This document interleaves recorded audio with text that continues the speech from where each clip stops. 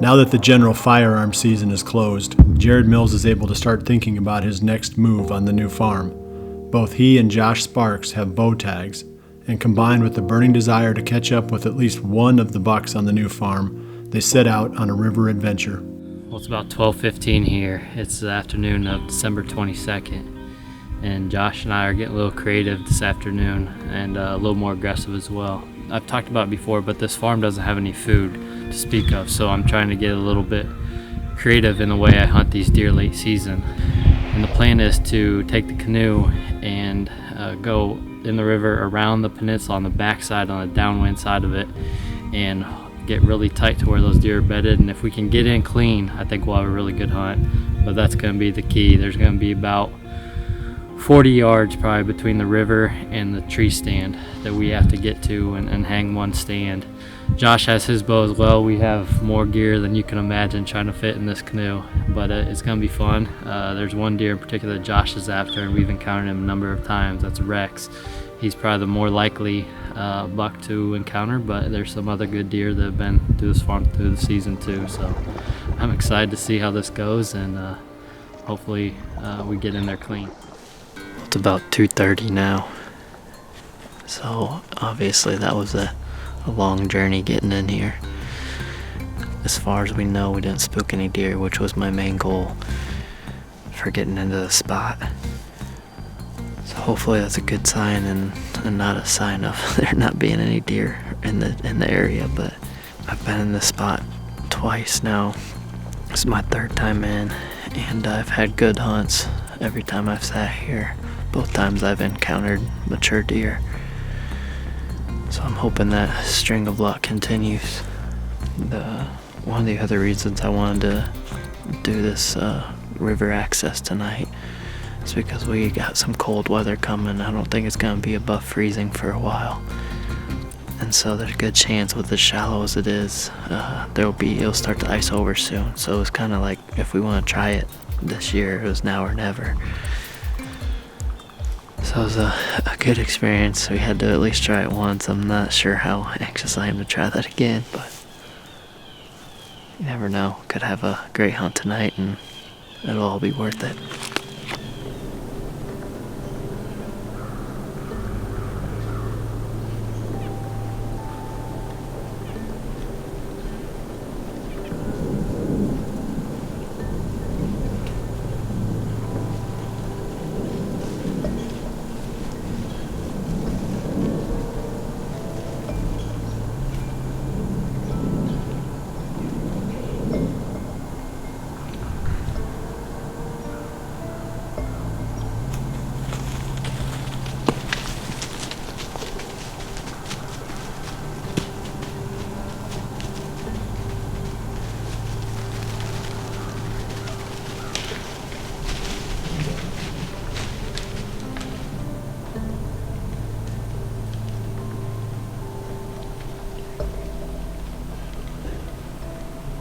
I want to cry right now, dude. That was so perfect. It couldn't have got any more perfect for me to shoot. It was right there. That's how it goes. We almost pulled that off. It's about 3:40 right now, so we got a full hour before sunset. And once again, Josh and I can't get much closer than that. That's the deer I call Rex, and he was, like I said earlier, he was the most likely candidate tonight. And that's the deer that Josh has been trying to kill on this farm when he's been hunting with me. And probably, I don't know, 50 yards out, Rex decided to stop and feed. And the does kept coming, so the gap got wider between them. And one of the does, where we crossed the trail, coming off the river, picked up our ground set and cut in towards our tree. And just got nervous and ran back that way. But it's just one of those things that was so close. If Rex would have just stayed on him, he would have already been in bow range by the time she spooked. Rex didn't seem all that spooked. It was more the does. Rex didn't really know what happened, so let's hope for a good last hour of the night.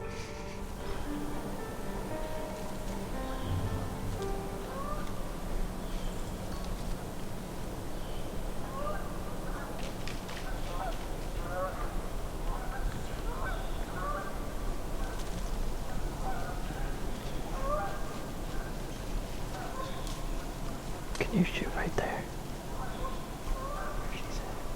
Yeah.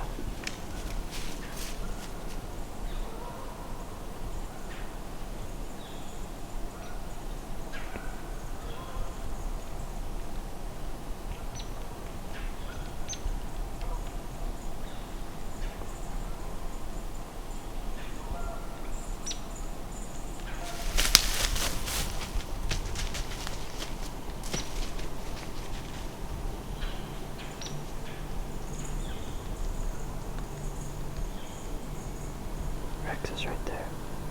Don't move.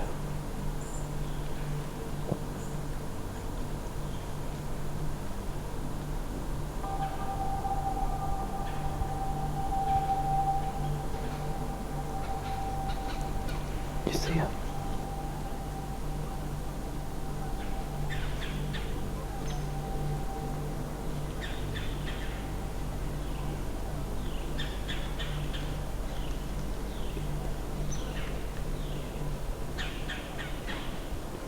I can't get under this, dude.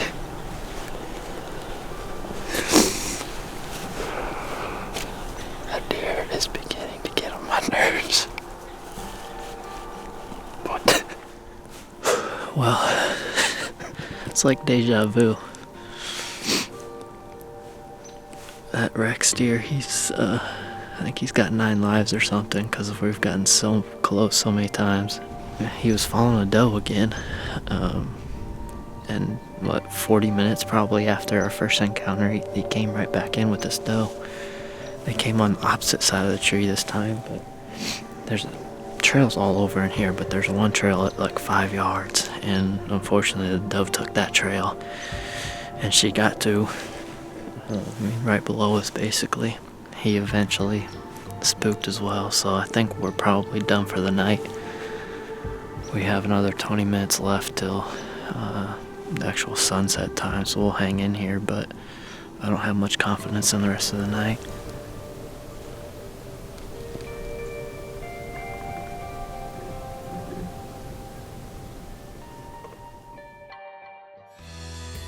I've been shooting Hoyt bows almost exclusively since 1997.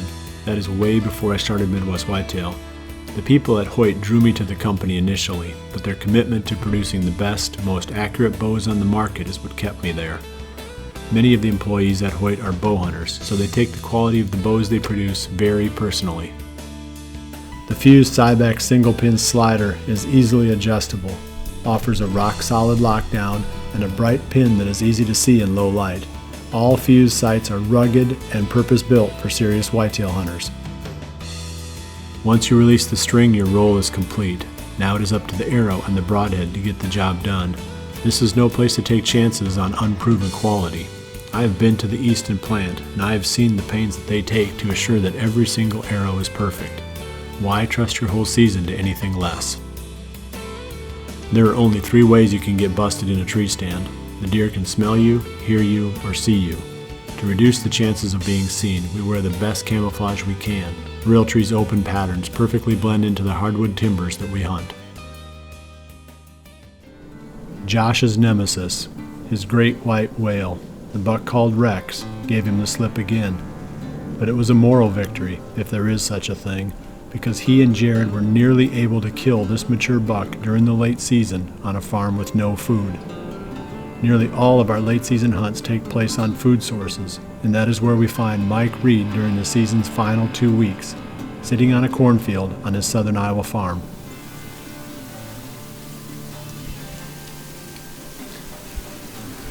Well, it's Monday, December 25th. Merry Christmas, everybody. Had all the family activities this morning, and I've got my brother out here again filming me tonight. We're in a new spot, 3rd night out in a row. We've had 2 good sits last couple nights, 40 plus deer each night, and it snowed yesterday morning, so about 36 hours ago, and it is tore up with tracks. So I'm imagining last night, quite a few deer came out, and it's good to see this sign. I'm pretty excited to see what comes out. Yeah, anyway, excited to be out here. It's about 2 o'clock Sunset's about 4:45, so we got a solid 3 hours to hunt.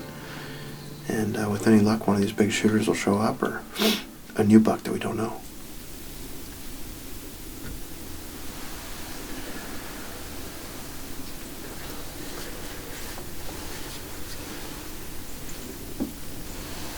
That's 66.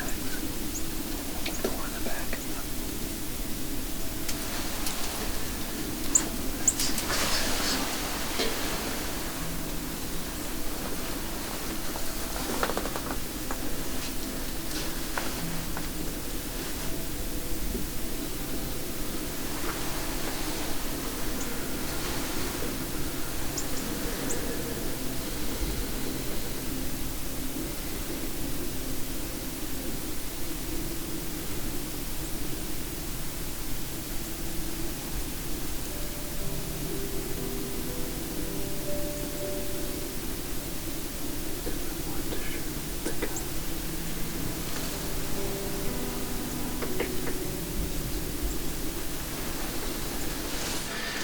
That's going to wrap up tonight.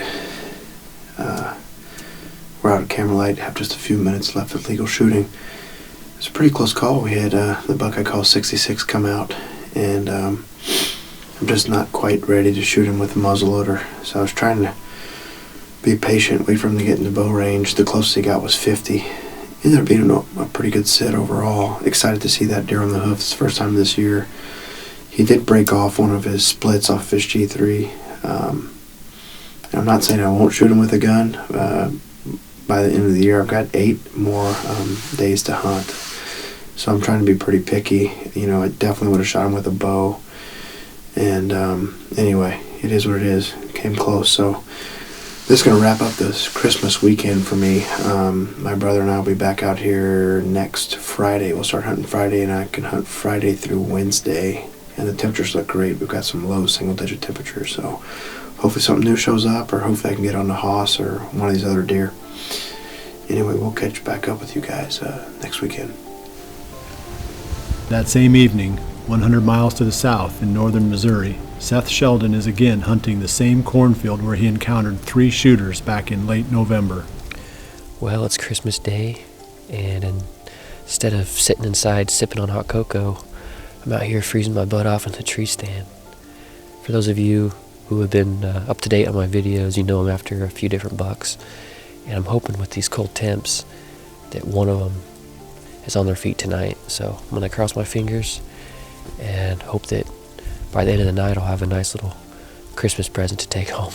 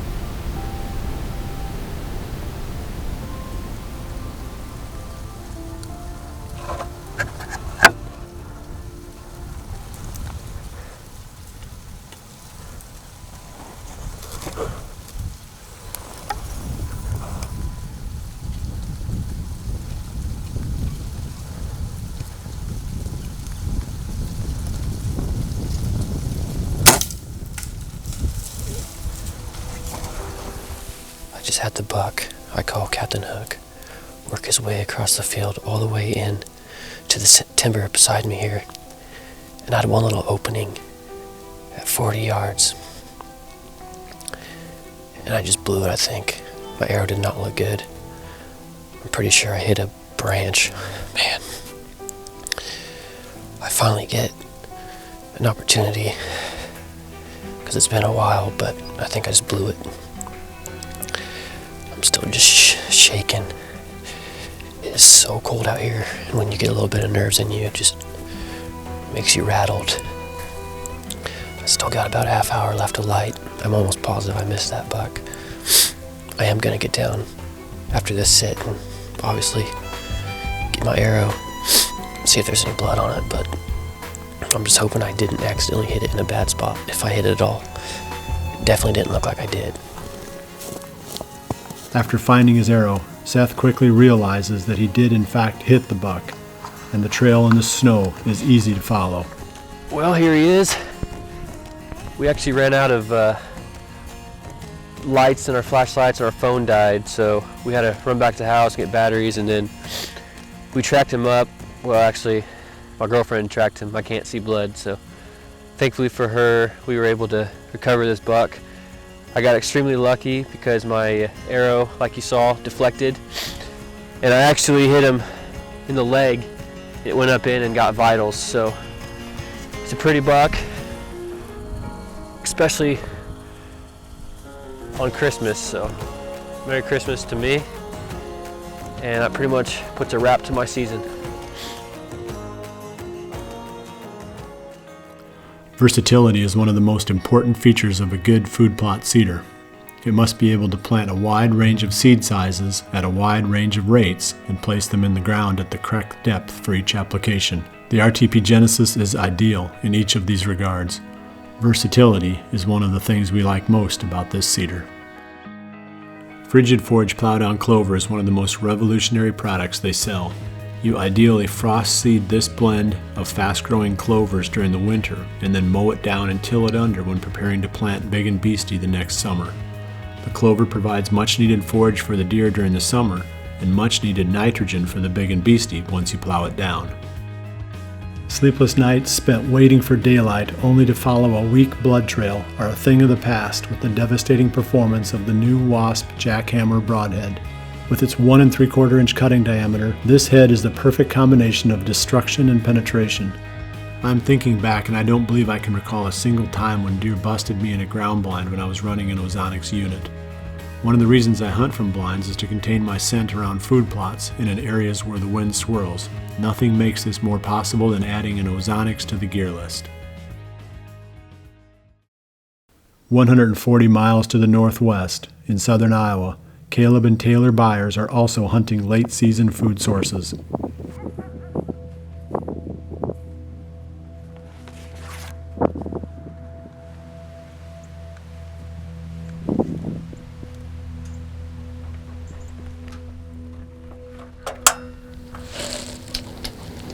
Well, it's December 29th this evening, and I decided to come back to my standing bean plot just for the simple fact that I've seen so many deer last time, just not the right deer. We've seen 2 4-year-olds that we'll be really after next year, but we're basically after 2 different mature bucks, split brow being our #1 target. So much history with this deer, I'd just like to put it to rest, but he's kind of been a little MIA on the cameras, but we don't have a lot up right now just because I feel like the least amount that I'm in here, the better with most of the deer bedding right around this area. So the next few days are supposed to be highs in the negatives, so I feel like the need to feed tonight is going to be even more dramatic. With a little luck, we'll be wrapping our tag around split brow, maybe even get him tonight. So we're gonna settle in and try to stay warm. It's actually, warmer than it's been the last few days. It's a high of 16 today, so definitely cold enough to still get them on their feet. The same giant 4-year-old that Caleb saw the previous evening comes out again, severely testing the hunter's resolve to shoot only 5-year-old and older bucks. In most parts of the country, this would be crazy, but where Caleb hunts, there is at least a decent chance of seeing the buck again next year. Well, I got about an hour left, and it's been a good hunt so far. We've seen insider and a small buck and then a doe all came out together. So I'm gonna get ready for the floodgates to open, hopefully. Crossing our fingers that we see split brow yet tonight.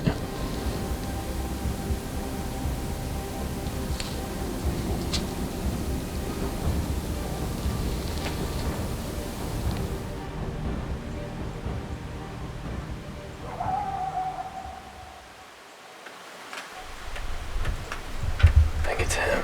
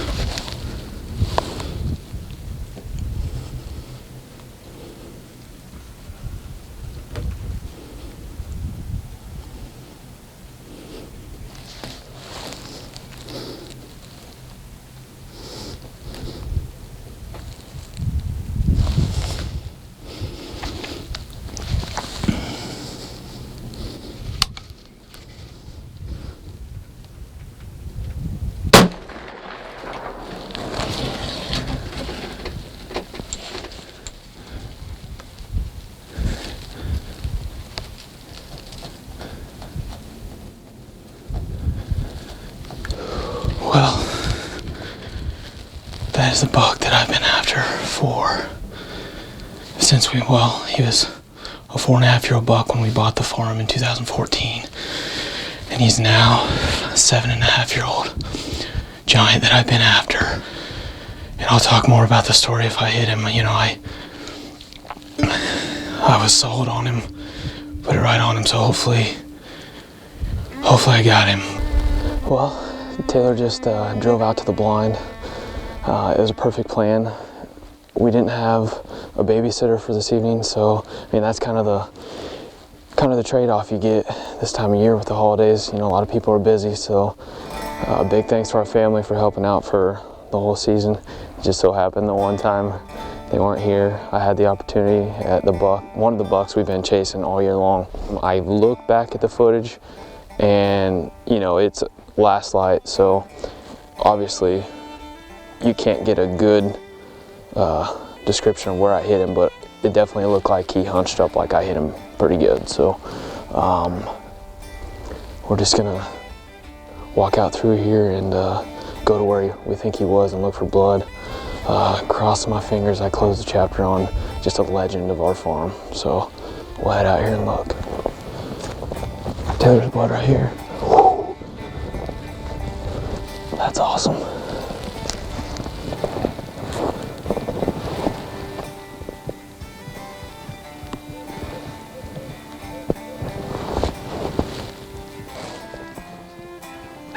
And he's dead right there.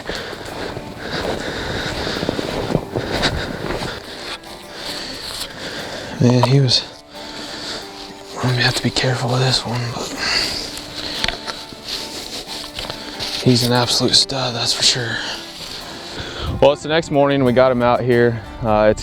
It's definitely harder to get a better look at him with the antler falling off, but I can tell you one thing, I could not be more excited to be standing behind this buck. Like we've said, a true legend of our farm, and we've been hunting him all this year and many more years at that. But so not only is this buck 7.5 years old, but we have so much history with him. He's literally been on the farm since we bought it back in 2014, and he was a 4.5-year-old buck that year. We actually had 2 different encounters with him that year. But moving forward to 2015, he was definitely going to be on our hit list. We knew that he was going to be 5.5 years old and a fun buck to chase. So as luck would have it, we were hunting a buck we call Minnie, and he stepped out in the clover plot and gave me a very tough decision on whether I wait for Minnie to come out, because we had Minnie on a pretty strict pattern. But when he came out and came into that scrape and worked completely across the clover field, came into that scrape and started throwing clover everywhere, my mind was made up right there that I was going to try and harvest this buck. But this buck's always had a knack to live.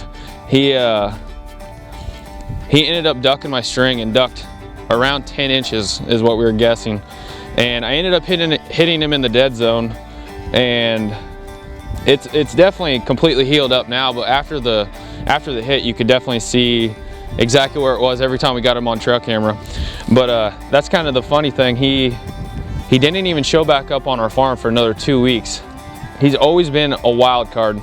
You never know where he's going to be, and you never know why. He just kind of shows up, and you hope you're in the right spot at the right time. With him being our #1 hit list buck and being a wild card, we weren't sure if we were even going to see the buck, but it was a chance we were willing to take, and it definitely paid off in a big way. So the pure excitement after pulling the trigger, well, not after pulling the trigger, after finding the blood, I mean, this is what it's all about. Nonetheless, our season's been made right here with harvesting a buck we call split brow.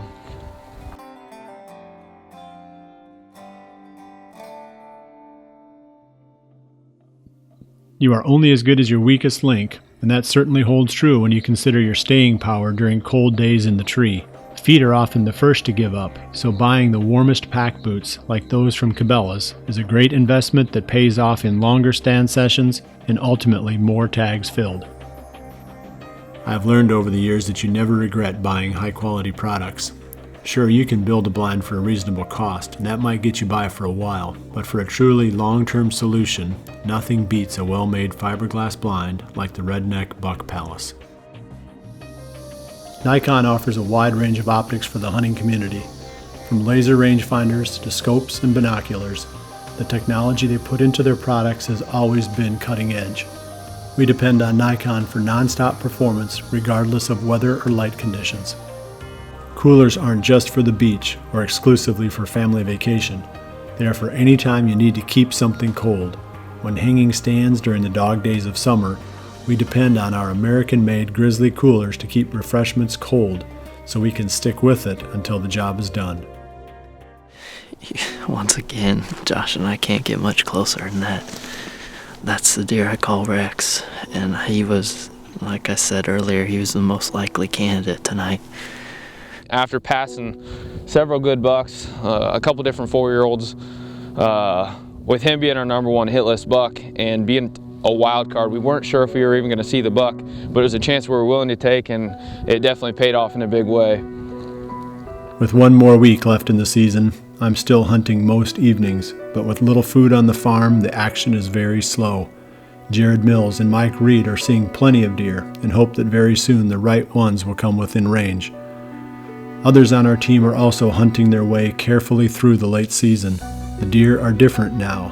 They've been through the rut, they've been through a firearm season, and they are wary. Hunting them successfully now requires the greatest of caution and the perfect conditions. This is nothing like the carefree days of the early rut when just about any strategy would work. The plan now has to be perfect. The margin for error is razor thin. It is nothing like the easy days when we were chasing November